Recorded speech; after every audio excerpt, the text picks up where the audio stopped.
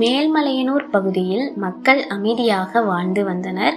ஆனால் ஒரு காலத்தில் அசுர சக்திகள், பிசாசுகள் மக்களை துன்புறுத்த ஆரம்பித்தன. மக்கள் பயத்தில் வாழ முடியாமல் பரமசிவனை வேண்டினர்.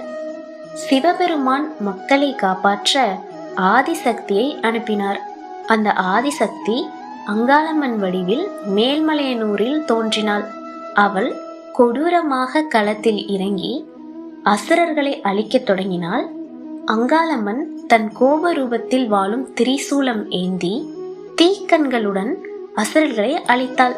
இறுதியில் அந்த பகுதி பிசாசுகள் இல்லாமல் சுத்தமான இடமாக மாறியது. மக்கள் சந்தோஷத்தில் இது நமது காவல் தெய்வம் என்று வழிபடத் தொடங்கினர். அதனால் மக்கள் அங்காளம்மனுக்கு மேல்மலையனூரில் கோவில் கட்டினர். அங்கு தினமும் தீபம் ஏற்றி பூஜை செய்ய ஆரம்பித்தனர். அதன் பின் கிராமத்தில் பஞ்சம், நோய், பேய்பிடிப்பு போன்ற துன்பங்கள் குறைந்தன.